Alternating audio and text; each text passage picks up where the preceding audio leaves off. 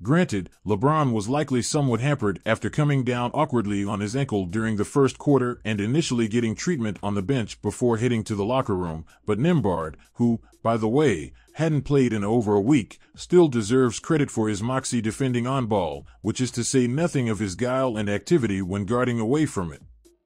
In that regard, look at everything he covered on this possession. After working to stay attached and in front of LeBron, notice how he steps up to take the ball on the 45 cut and baseline drive as Oshy Brissett peels and switches onto the post.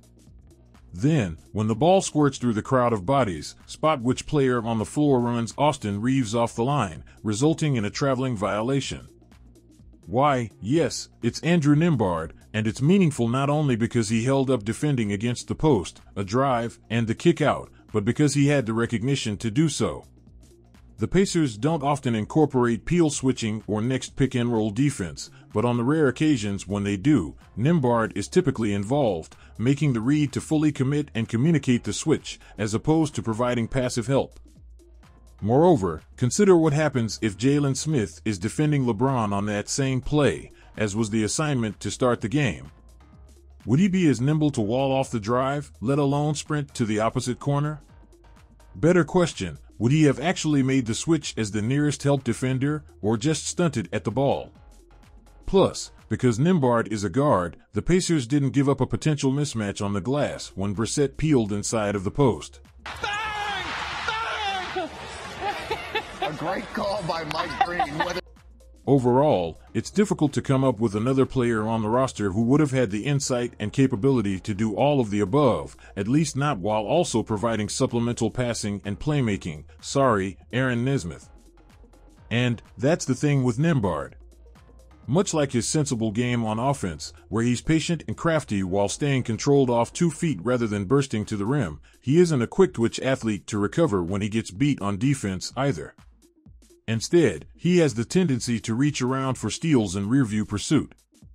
That's why, when he navigates screens at the point of attack, the Pacers typically late switch and scram out the mismatch, with him chasing over and then veering into the roller.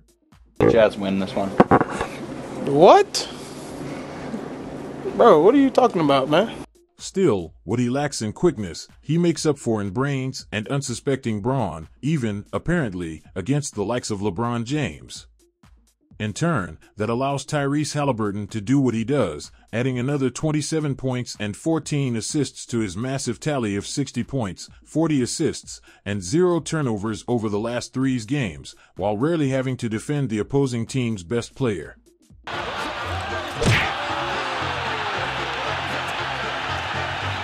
All of which is to say that, in what was tracking to be a night consumed by narratives, with Benedict Mathurin outscoring LeBron, Russell Westbrook tallying as many made threes as Buddy Hield and Miles Turner combined, and Anthony Davis not being involved on offense as the Pacers erased a 17-point fourth-quarter deficit, Andrew Nembhard provided a far more meaningful plot, both with the drama of his buzzer-beating three and the through line of his budding defense.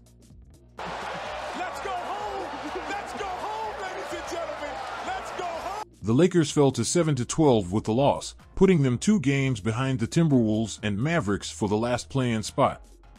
Los Angeles has a tough stretch ahead of it. After a home game against the Trailblazers, the Lakers will play 6 straight on the road against the Bucks, Wizards, Cavaliers, Raptors, 76ers, and Pistons. Harden's injured eye, you can see eyes both bloodshot.